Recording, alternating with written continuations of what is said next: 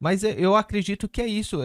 São ações simples que poderiam é, ser realizadas, porque você vê que não dispõe de tanto recurso assim, né? Não precisa de tanto recurso, precisa de boa vontade, né? Eu falo isso, ô Juliane, porque é, nós fazemos ações com abrigos, né? Dentro do município e vira e mexe a gente acaba se deparando com as situações de abandono, as situações de violência dentro de casa, né? As crianças sendo separadas da família por conta de drogas, por conta de vícios, por conta de abusos, né? E você vê que poderia ser dado um passo a mais, né? Poderia se tentar a mais, mas a gente não vê essa força de vontade. É como se, tá bom, eu tô enxugando esse gelo aqui, é só 4 anos, Nessa já era. parte, principalmente em relação a essa questão de drogas, eu tiro o chapéu para as igrejas,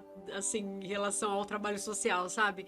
Porque eu nunca vi nenhum equipamento daqui que funcionasse nessa questão de prevenção a drogas ou acolhimento, ou que fizesse isso, que não fosse de alguma igreja que preste esse serviço, né? Porque eu fui fazer visita a vários lugares que tinham pessoas em recuperação e todos são particulares, mas que pertencem a alguma Igreja, associação ou alguma isso. igreja assim em si, porque o poder público não oferece, pelo menos aqui em Ferraz. Não O existe. CAPS também, atendimento é horrível, não falta profissional e não tem um lugar que uma casa de recuperação, um centro de recuperação que seja do município, Do então isso também não município, tem, que é o que a gente exato. fala. Às vezes a pessoa vai lá e ela passou por uma situação X, aí você até chega, dá uma cesta básica, Sim. aí passa uma vez no psicólogo e acabou. E aí essa pessoa volta pro mundão e ela não teve a É. recuperação Acompanhamento. efetiva, um acompanhamento para que ela conseguisse se livrar disso. Então é só aquele atendimento paliativo ali e fim. Então não tem um. Isso acontece em todos esses segmentos, tanto na questão de usuários de drogas, né, alcoolistas, a gente tem a questão das mulheres, as crianças também. Então é tudo uma coisa que não tem uma assistência que vai do começo ao fim, né? A gente tem só ali algumas ações específicas de algumas pessoas ou instituições ou associações e depois a pessoa. A gente até teve uma convidada que comentou referente a um trabalho, uma ideia que ela trouxe, que funcionou em um lugar, e ela trouxe para Ferraz, apresentou toda empolgada, referente aos agressores.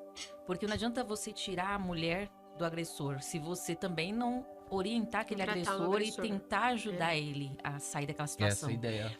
E ela também ficou bem frustrada, porque na época ela falou assim, poxa, tão legal, e deu certo na cidade onde foi implantado, só que aqui em Ferraz não fizeram a mínima. É tipo uma desconstrução do machismo, né? Ele passa por um Isso. curso, Sim. tem um programa que chama E Agora José, que ele já existe, ele pode ser implantado nas cidades, mas por isso que falta alguma coordenadoria para cuidar disso, porque o que você faz?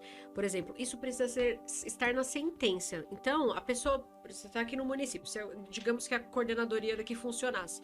Então, o que você faz? Você faz uma reunião com o judiciário, você chama o juiz, né, da vara da família, você chama o promotor, você conversa com eles e quando eles abraçam aquela causa dentro do município, quando tem uma sentença, por exemplo, de violência doméstica e ele é condenado, por exemplo, eu atendia muita gente que cumpria sentença lá no SIC, que ia limpar, fazer prestação de serviço, que acaba virando uma prestação de serviços. Sim. Dentro dessa sentença de prestação de serviços, ele precisa participar do curso de desconstrução do machismo, e agora José, ou seja lá qual seja o nome que vai ser colocado para ele entender o porquê daquilo, porque muitos deles fazem, mas eles ainda acham que eles não estavam errados ou não entendem, Sim. porque o machismo ele é assim, né? Ele tá muito na gente, em todos nós.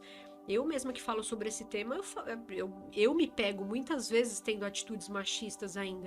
Então, como eu vou esperar que o meu pai não pense assim, que é mais velho que eu, que tem uma Sim. criação mais antiga, Sim. que a minha avó, ou que uma pessoa que não teve os mesmos acessos, porque não estudou a mesma coisa que eu, né? Ou que não leu, porque pra gente aprender o que é a violência, quais são os tipos de violência que existem, por exemplo, a gente precisa estudar, não é uma coisa.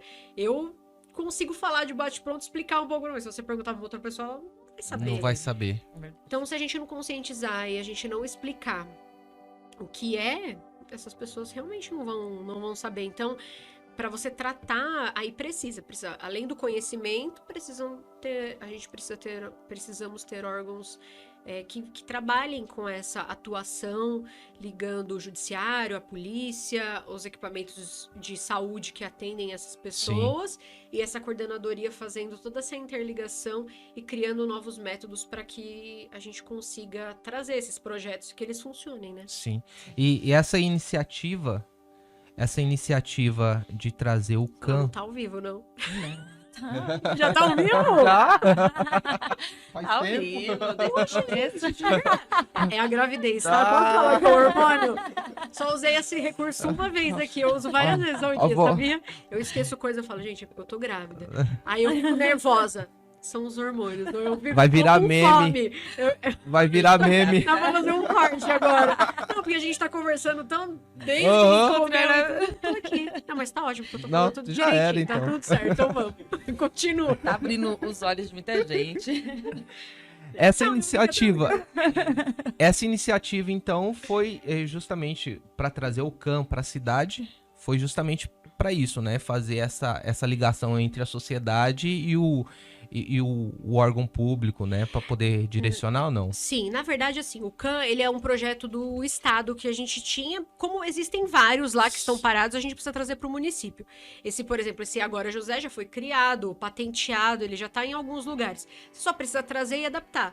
Capacitar alguns servidores para que eles atendam aquelas pessoas, conversar com o juiz para que ele acolha aquela causa e que ele entenda que aquilo pode ser colocado dentro da sentença no processo, né? Então, assim, o CAN, assim que eu assumi lá o SIC, era uma das coisas que mais eu queria fazer, porque a gente precisava de espaço, precisava de profissionais e a maioria são voluntários. Na verdade, todo mundo que tá ali é voluntário, exceto quem trabalhava ali, né? No caso, Sim. eu e mais algumas outras pessoas.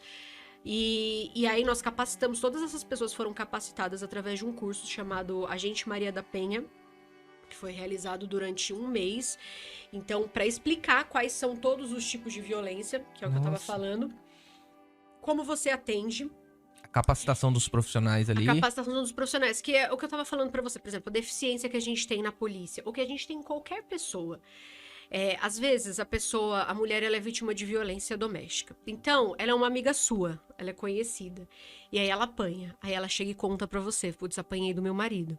Aí você vai, acolhe, fala, não, vai ficar tudo bem. Ou toma, separa dele. O que ela faz?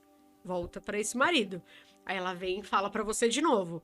Aí você fala. Na terceira vez que ela volta, você fala, meu, você gosta de apanhar. Você não tem essa habilidade, porque é o que a gente para pra pensar. Normalmente. E tem dados que dizem que a pessoa precisa apanhar pelo menos umas de 5 a 7 vezes pra Meu ela ter Deus. consciência de que ela tá sendo vítima Não, de se violência. chegar a 7ª vez, né? Porque às vezes para no caminho, né? E em regra, se a pessoa fez isso a primeira vez, ela pode fazer outras e isso pode virar um feminicídio. Ponto. Mas então, assim, o acolhimento dessa pessoa, ele precisa ser por um profissional que não vai te olhar com os olhos com julgamento. Porque todos nós temos essa visão. A gente olha para as pessoas e a gente faz um julgamento de acordo com aquilo que a gente acredita. Que é o que a gente falou aqui bem no início. As pessoas, elas escolhem políticos, elas escolhem lados, Sim. elas emitem a opinião delas de acordo com os próprios interesses, mas também os seus próprios valores. E a gente vive num país que é muito diferente em relação à questão de valores.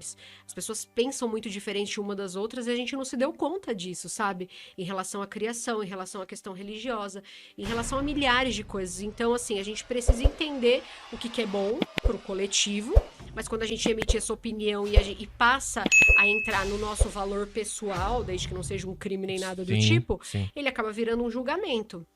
Então, você não pode acolher essa vítima dessa forma. Ela pode apanhar 50 vezes. Ela vai chegar lá, ela vai ter que ser bem atendida, ela vai ter que receber a assistência, ela vai conversar com o advogado, ela vai conversar com o assistente social.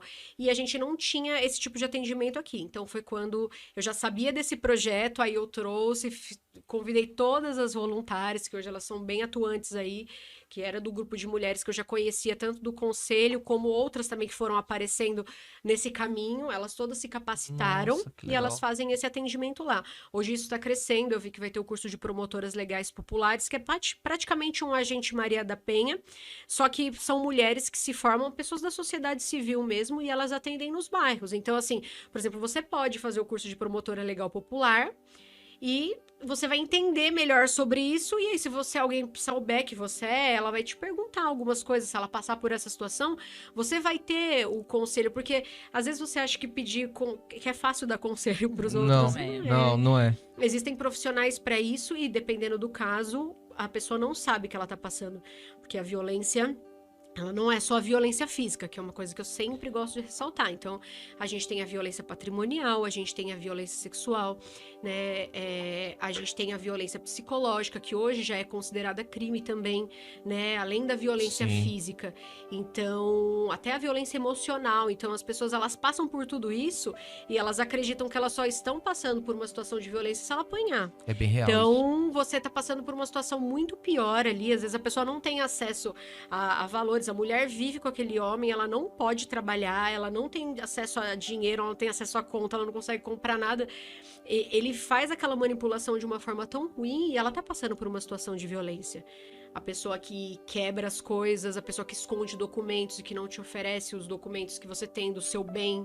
Então, tudo isso é um tipo de violência. Sim. E tudo isso pode ser levado adiante, tudo isso pode ser judicializado, inclusive, pode ser pleiteado em outros lugares. Essa pessoa pode responder por esse crime. A pessoa precisa de ajuda, né?